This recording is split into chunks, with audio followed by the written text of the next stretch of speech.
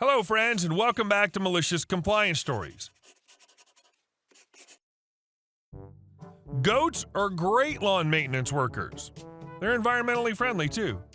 Goats and sheep for yard work should be normalized. It seems silly, but you did nothing wrong here, OP. Hopefully your wife will chill with the comments soon. But before we begin, best way to support our channel is to leave comments, like, and subscribe with the turned-on bell so you don't miss the new video every single day. Here we go. I rented a goat. So I, 30-year-old male, hate cutting grass. Hate it, hate it, hate it. The sound of the lawnmower makes me wish I could take my ears off like Mr. Potato Head and lock them in a box. It hurts my shoulder. I got injured in high school and it never healed right. And I might be the only person in the world who doesn't like the smell of cut grass and gasoline. This week was the very first week this year that I would need to cut the grass. We live in a fairly warm state and the HOA is very strict about it. We even have little flags at the front of the yard that the grass isn't allowed to get taller than. So the point is the lawn needs to be mowed. I don't want to do it. My wife can't because the last time she mowed a lawn, she tipped into a lake. Just so happens I know a guy who owns a goat, and I offer him $20 to bring it over to eat the grass for me. The goat eats the grass. We keep her away from the neighbors' yards. Goat goes home. It was great. Way better than mowing. Except for now, my wife's mad because some of the neighbors saw the goat and think it's hysterical that we had a goat doing yard work for us. She's pissed that I made us look like weird hicks in front of all her friends. I don't care if they think we're a little weird. I'm happy to be laughed at if it means saving myself from the headache-inducing sound of a lawnmower. But now she's making weird comments around the house about getting a horse to carry groceries or a chicken to clean the windows since there's no man in the house who can. I didn't expect her to react so negatively to a goat, but maybe I'm missing something. Edit. The goat does not violate HOA's policies. They have strict rules against raising farm animals, but if, say, the HOA president's daughter wants a pony at her birthday party for a few hours, that's A-okay. And our second story. Okay, boss, I'll hit my KPIs. This story came from 5 years ago when I worked for a small IT MSP company. We had 4 full-time techs, with the newest tech having about 5 years of experience and me being the most seasoned tech with nearly 15 years of experience. Between the 4 of us, we managed about 1,000 PCs and about 20 servers spread out over about 30 clients. None of us were assigned to a specific client. We would all take turns grabbing whatever tickets came in. All of our work was lump sum or contract work, so we never had to worry about how long a problem took to fix or how much it would cost the client. We had an account manager who handled all the billing and things with the clients. It was a dream job for a tech. We got to show up and do our jobs and not have to deal with sales or billing any other client drama. I not only had the most experience, but was also the most self-motivated. I would often come in early and get started on the tickets that came in after hours, and I would assist the other techs if they came across a complex problem. Everyone, including the owner, referred to me as the senior tech, even though that wasn't my title. After 2 years working there, I decided to talk to the owner about a raise. I brought all kinds of information to our meeting, showing that I closed the most tickets and received the most positive feedback from a survey we sent our clients. He agreed to give me a raise, but said he wanted to think about how much to give me and that he'd get back to me. A few weeks later, he called a company meeting and announced that he had decided to change some things and that he would no longer be giving anyone raises. Instead, he would set up KPIs, key performance indicators, and the entire tech team would receive weekly bonuses based on hitting those numbers. I didn't like this at all, as it meant my pay was dependent on the performance of everyone on the team and not just me. I found out later one of the other techs had also asked for a raise, so this was the owner's solution to pay us less. The KPIs were simple enough. If a ticket came in, we had to acknowledge it within 15 minutes to achieve a score of 100. If we missed the 15-minute window, the score for that ticket was 0. There were a total of 10 things we had to hit, including how long the ticket was open before we marked it as complete. If the total score for the week was above 90, we each received a $100 bonus. I saw major problems with this bonus system, and I shared my concerns with the owner. He got very annoyed with me and said, "Just hit the KPIs." Cue the malicious compliance. We all figured out pretty quickly how to game the KPI system. We could acknowledge a ticket in the system, but it didn't check if we had actually called the client, We would just email and mark the ticket as reached out to client. A big issue is that sometimes a client would put in a low priority ticket and ask that we schedule it for sometime the following week, but that would make us miss our KPI. So we'd start hounding the client to schedule it sooner, and if they were not available, we'd simply close the ticket. We quickly learned to hit our KPIs and start getting a bonus every week. However, it caused our customer service to drop, which is exactly what I'd warned the owner of. During the previous 2 years, we'd never had a complaint about our service, but now there were multiple complaints every week. This whole process added a ton of stress to us, and we all started to fight when someone missed a KPI, and we all started to work late on Fridays to try and get in those last few numbers. After 2 months, the owner finally realized he'd made a mistake. He removed the bonus system without giving us a raise and asked us to go back to how things were. At this point, I was so stressed I'd already started looking for another job, and we'd lost 2 clients.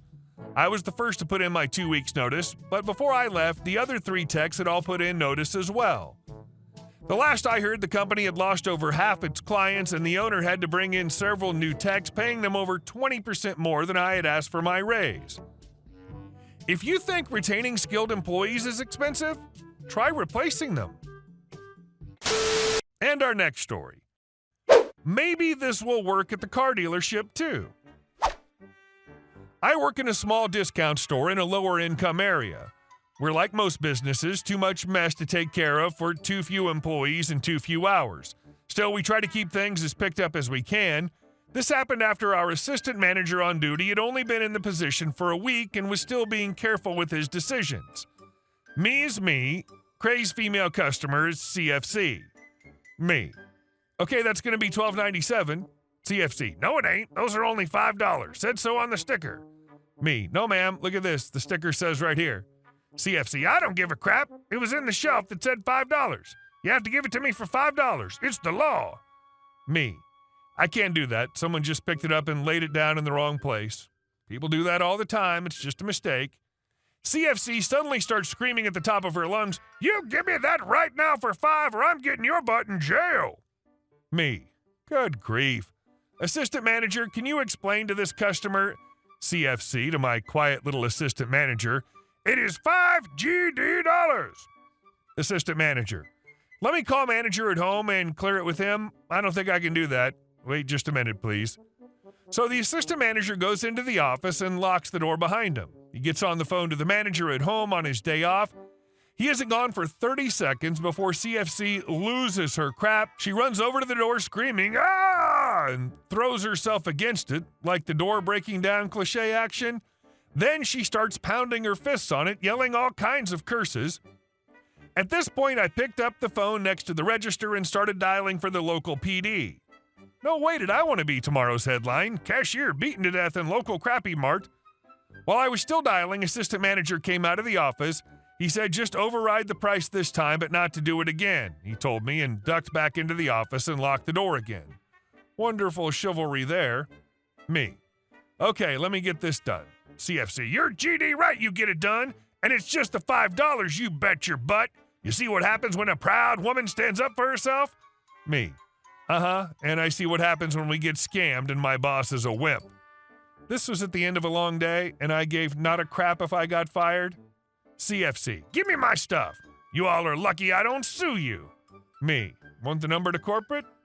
CFC, I'm a busy woman. I ain't got time for that crap. And she stormed out. The next day, manager was in and acted like nothing had ever happened.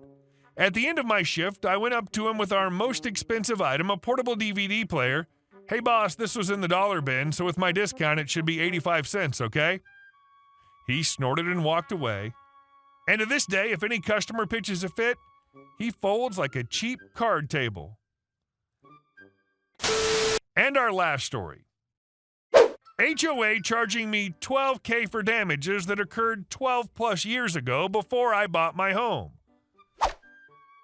I received an email from my HOA saying each unit owner will be assessed a reconstruction loss assessment of $12,700 for replacing several units' roofs. Following a hailstorm in June of 2021, the HOA filed a claim with their current insurer, which was ultimately denied, and their insurer attributed the damage to a storm in June of 2018. The reason each unit owner is being assessed a $12.7K is because the claim did not meet the deductible to allow for any payout. I bought this property in August of 2020 and was not made aware of any damages that occurred to the community prior to moving in. My insurance policy covers up to $15K for reconstruction loss assessments. However, since the damage was attributed to a storm that occurred more than 2 years before I bought my property, I cannot file a claim under my policy as it was not active at the date of the incident. The insurance agent said that it would need to be filed under the previous owner's policy as it was active during that time, but I don't have any means to contact the previous owners. I sent an email to my HOA management stating that since I was not the owner of the property at the time of the damage, it would be on the previous owners that are responsible to file the claim, and if they would reach out to the previous owners to get that claim filed. The HOA management responded that the only information they had on file was a phone number which was disconnected and that they were sorry they could not reach them. The HOA posted the $12K to my account, and I told them I'm changing my auto pay setting to the flat monthly fee and I'm ignoring the full balance. Doesn't make any sense to me that I would be liable for $12K for damages that occurred 2+ years before I bought the home. They also said, "You're not the only owner that's in this situation." They've had to look at financing options with other lenders or other financial institutions to deal with the assessment. I find it hard to believe everyone that bought since June of 2018 is crap out of luck and needs to pay out of pocket. Edit. So I, along with the other owners, went to a lawyer. They screwed up and didn't file the claim in 2018 and are now trying to say the damage was due to a more recent storm. The HOA just wanted to pass the buck. The HOA was ultimately responsible. Also, this was not mentioned and written in my sales contract, and I'm not liable. Hey guys, thank you all for watching the video. I'll see you in the next one.